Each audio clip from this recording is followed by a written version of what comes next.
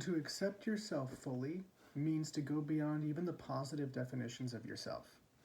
It can be very tempting to move. Well, one, the initial temptation is to fall into the trap of holding on to the negative definitions and images and impressions that we have of ourselves, that you may have of yourself. To be self deprecating or falsely humble, which is throw it out. Okay, we're done with that.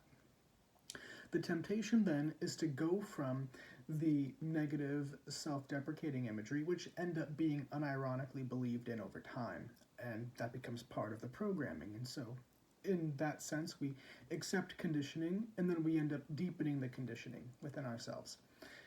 There's then often an attempt to move from that to positive self-definition, and that may be a necessary step or shift in perspective. Right? It's necessary to have that shifting in perspective. One, to see that you can begin to input different vibrations of thought, different modes of thought, different streams of thought into the brain, into the body, and experiment with how that feels. However, finally, that too ultimately ends up being another trap and another pitfall. Because whether you have a negative self-image or a positive self-image, it's still an image. And any image, whether you call it positive or negative, which ultimately, in the end, you see as simply your psychological nonsense, really it's garbage, it's a rubbish bin. It doesn't make a difference because it's covering over the reality. All image covers over the reality. So on the journey, we often go from, I'm worthless, life is meaningless, everything sucks, blah, blah, blah, whatever, right? And playing whatever role we think we are permanently obliged to play in the narrative realm that has been hoisted upon us by the world or the circumstances into which we've been born or into which we've come by some mean method or way or another.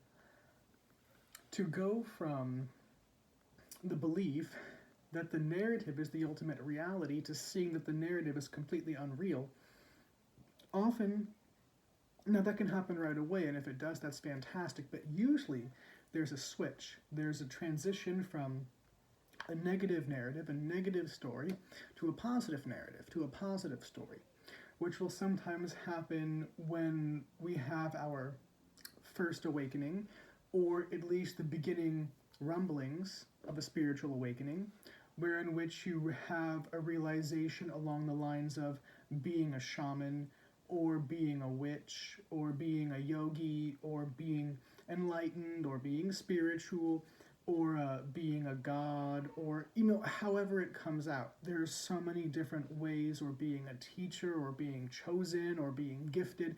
Whatever the vocabulary is that you have in your brain that is then taken and applied to the experience of awakening or the experience of catching a glimpse of what is beyond the veil of time and space, or at least seeing into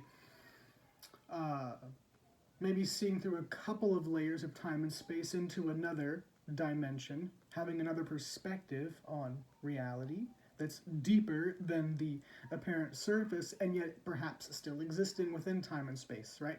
Because within the realm of time and space there are layers, and sometimes people will have an experience of peering through a veil or a couple layers of veil, but their perception still stops at some point within space-time, within some dimensional reality, and when your only reference point is the so-called flat mundane, two-dimensional or three-dimensional, or, people use different words depending upon where they're coming from, reality, and you begin to see into another world or another realm or another dimension, there's often the temptation to think, I found it, or that's it. But really, until you've gone completely beyond time and space altogether, that means beyond all realms, beyond all dimensions, beyond anything that can be measured. When time and space as a whole, either collapse and lift off or come to an end, however you'd like to describe it. You can rise above it or drop into eternity within your body. There are different ways to describe coming home to the eternal truth of who and what you really are. which is where we're going. It's where we come from, it's where we're going, and in fact, it's where we are right now. There's only the appearance of being separate. There's only the appearance of being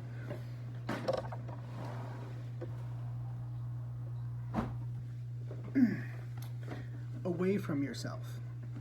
The appearance, the feeling, the experience of being separate from your soul, or separate from the source, or separate from God, or separate from nature, or separate from life, or separate from love, from ecstasy, from joy, from peace. And what creates that feeling of separation is any and everything that is here in the firmament of the mind that is of the nature of thought, which means of the nature of time, space, measurement, image, concept, idea, anything other than the realization, the direct perception of vast, open, beginningless, endless, birthless, deathless, formless, intelligent being. Anything other than the direct realization of this is still being stuck in time. And along the journey, not that there has to be a journey, the journey is a part of experience, which is a part of thought. And where you're looking for is right here. And so the journey is part of the realization that what you're looking for cannot be found in an object external to you. But on this journey, part of the step process is often going from a negative self-image to a positive self-image, going from an image of, I'm worthless, I'm stupid, I don't know anything, no one loves me, and X, Y, and Z, to I'm spiritual, and I'm chosen, and I'm the shaman. And that may be true on one level, but to be chosen, what are you chosen for? And what are you chosen by? To be ahead above everybody else? What is that? Watch it carefully. The positive image that is meant to be the deflection of, or the opposition of, or the inversion of the negative image is still a form of image. So in that sense, you could still call it negative. When you have a negative image and a positive image, one being inferior, one being superior, it's still a thing of comparison. I'm a shaman. Okay, what does that mean? That I am and you're not? Or that I am and so isn't? Is that true? Or I'm Christed. Right? What is it to be Christed?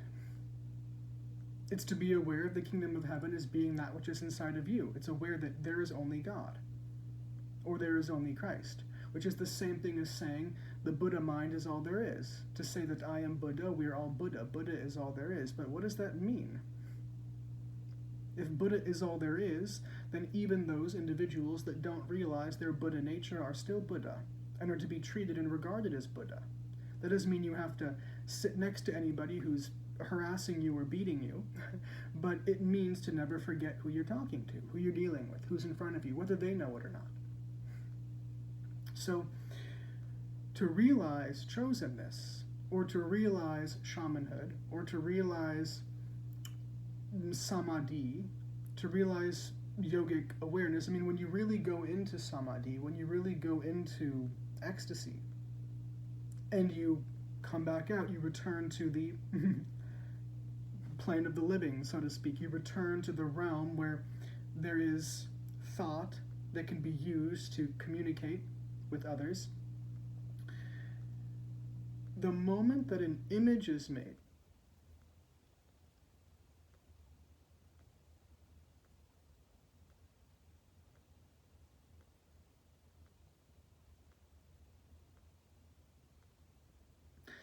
the moment that there's an image that says, I am this, and you're that, there's still division. And that image covers up the glory of what is. Now, is there anything wrong with having an image? Because people may come along and they may call you teacher. People may come along and they may recognize you as shaman, or as yogi, or as enlightened, or awakened. They may not. It's irrelevant. But let's say they do. The moment you then make a concept of being that, and walk in the world as that concept, you've become stuck to a role. You've become addicted yet again to another self-image, which is a defense mechanism against being hurt. as opposed to trusting the fact, the truth, the reality of your being. When you wake up, when you come into the eternal realization of the self, what you see is that it always was, it is, and it always will be, and nothing could ever change that. When you come into recognition of your Christ nature, of your Buddha nature, of your Krishna consciousness or of Buddha mind, when you come into that recognition of your God consciousness, the nature of your eternal and birthless and endless, undying divinity, what you see clearly is that it can never be given and it can never be taken away because it's all that is. This very divinity that we are, that I am, is the nature that you are, is the nature of everything. Of everything. Indiscriminately, inevitably, irrevocably, inexhaustibly, inexorably. It's the state of what is. There's no saying that divinity is here but not there, or there but not here, or not there but there. That doesn't mean anything. Everything that is sacred. Everything that is divine. So, to have faith in that, and to surrender to it freshly every moment, to continue surrendering to it, means that there's no need any longer to have an image or a hope of one day I will be enlightened, or one day I will finally be a yogi, or one day I will be a shaman, or one day I will be awakened, or one day I will save the world, or one day people will listen to me, or one day I'll be respected and heard and understood and listened to. That can all be given up. Completely, it can be given up. And this can be a bit of a shock to the notion of self that arises out of that core of I want to help. And I want to reveal to the world who they are. I want to show people who they are. I want to tell people the truth about their being, which is noble. And that is exactly what we're doing. We are here to tell the truth about the nature of our being. And the moment that we make an image out of ourselves as the one who is here to help, the one who is here to enlighten, the one who is here to help awaken, we end up fixating on our own self-importance and can become very flustered when people aren't getting it, when they're not listening, and ignoring the fact that when someone feels that pushback, when someone feels that you want to show them something, right? You feel that energy. It's like, ugh, even if it's well-intended. So when you come into realization, one, you see everything all at once. You feel everything all at once. And part of this feeling, part of this awareness is that everything as it is already perfect. The only difference between one who realizes and one who doesn't realize is that they haven't realized. And when you realize, you return to the natural state, and you realize that the human being, which is pure consciousness, the natural state of consciousness is all-inclusiveness. It is a peace which passes understanding. It is love. It is ecstasy. It is wisdom. It is knowledge. It is intelligence. But not one of comparison. So the natural state of the human being is cosmic. The natural state of the human being is not war, is not violence, is not killing and violating and hurting other people. That's not the natural state. That's the lie. That's a part of conditioned consciousness. And when you come into the direct awareness of who and what you are, one, you see that the revelation, the realization is a gift. It's grace. It's a gift. And as a gift, it's meant to be shared, and it's meant to be shared freely. Whatever is of value must be shared and given away for free, because it was given to us for free. When you're graced with the realization of the true self, it's a gift that you are here to give to the world. It's a gift for the world. Now, there may be other things people may want, extras or certain packages, and so there may be commerce, but the real thing is always given away for free, right? So let's not get into all of that right now. That's really beside the point. Books may be written, they may be sold, that's fine. But then The real thing is always given and given and given, because it's not about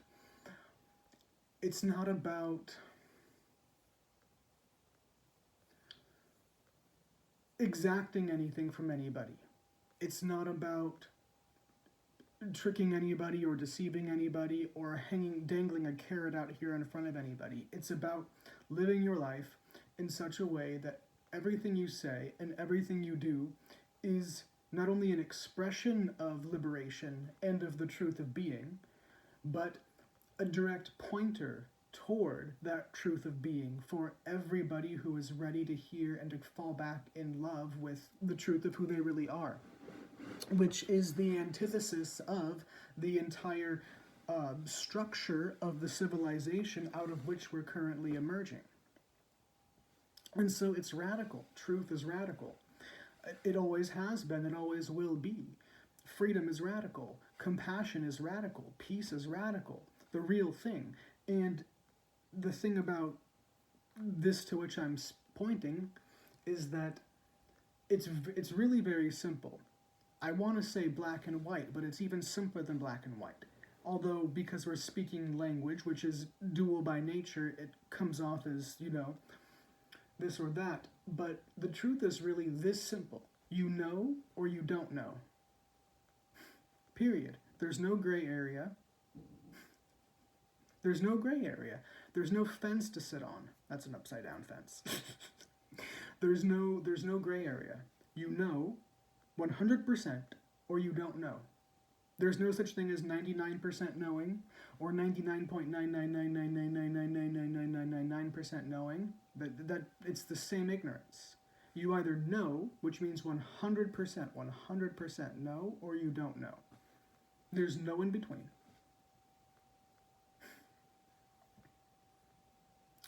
So, when you wake up and you come into this realization, one, you see that this is the nature of who everybody is. And what everybody wants is to be free, is to wake up and to know the truth of who they are, to come back to this freedom, which is freedom from suffering. That means freedom from the obligation to psychologically abuse oneself, which is what our suffering is. We psychologically abuse ourselves, and then we psychologically abuse one another. And of course, the psychological abuse transfers, it becomes physical abuse in so many ways. But you're released from the superstition, from the belief that you owe somebody or something or anything or anybody you psychologically torturing yourself. And the idea that you have to earn your right somehow to cease psychologically torturing yourself. And the fact of the matter is, you don't.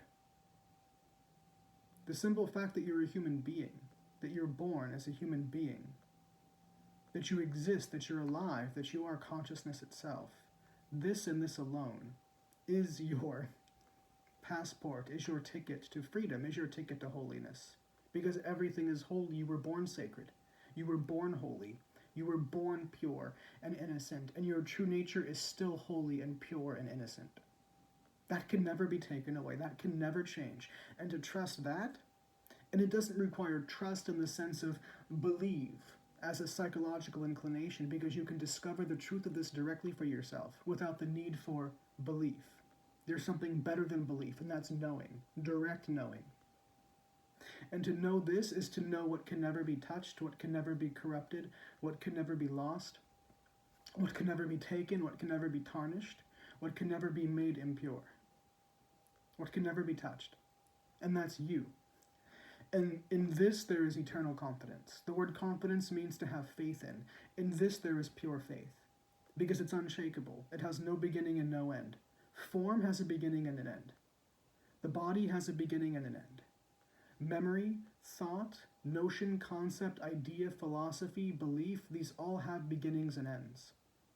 But the reality, the truth of who you really are, is not of the nature of form, nor time. It cannot be measured. It's immeasurable. It can never be thought. It's the unthought. And this you can know. It's your birthright to know it, and it's your responsibility to know it. And it's the greatest responsibility and the greatest joy.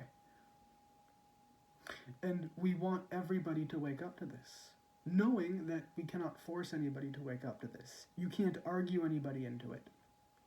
Even if you logically demonstrate step by step that this is the only reality, the mind can still go, nuh-uh, which it does.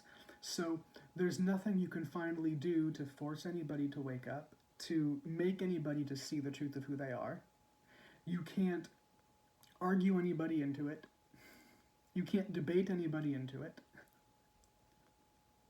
You can only surrender into it, as you have done. If you're here and listening to this, you know what I'm speaking about, because you're either already here with me or you're on the way to being here with me. And anyway, everyone is here with me. Everybody is here with us. Some know it, some don't know it. That's the only difference. And so we have come to call being here with us as knowing, right? The ones who know. And we who know that we are one. We know that we are one with the source of creation, eternally. And this is sovereignty. And in this, you see that you actually, not only can you not change anybody, but you don't have a right to change anybody. You don't have a right to change anybody. And you don't have a right. But you also can't. And so, that's why this is called freedom, is because it is literally casting off all the shackles and simply standing naked and open and vulnerable in the great void, without defense. Because there's nothing to attack. There's nothing to defend against. There's just purity. There's pure awareness. There's just God. I love to call it God. I find great tenderness and affection in that.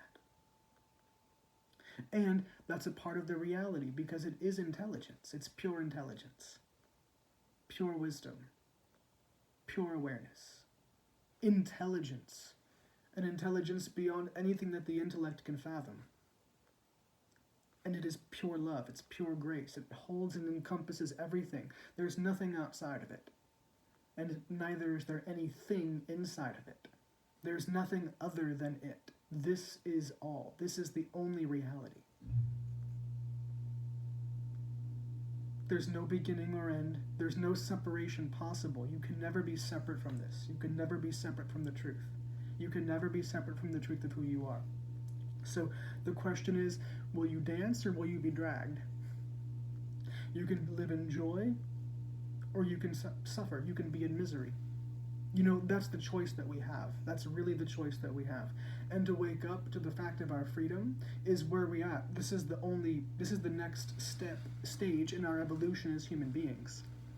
And to wake up to this freedom is the only thing that will bring an end to suffering. Not just our individual suffering, but the suffering of the world, which is codified and solidified or concretized within our civilizational structures of governance and politics and social affairs like family structure and marriage. And, and I'm not putting marriage or family down, but our way of doing it is violent. Our way of government is violent. Our way of politics is violent. Our family structures, our marriage structures, the way that we relate to one another as so-called friends and lovers, our religious institutions, our scientific institutions, our entertainment and artistic institutions, everything has been operating from within this field of fear. Fear of ourselves, fear of another, fear of death, fear of pain, fear of suffering. And when you come into the freedom, into the truth of who you really are, there's a great openness here to feel everything, to feel anything. And when you open up to feeling fear, when you open up to feeling anxiety, when you open up to feeling whatever you think death is, whatever you think love is, whatever you think pain is, or betrayal, or hatred, it doesn't matter what it is. When you open yourself to feeling whatever it is you're afraid of, you find in that there's nothing to fear. Thank you.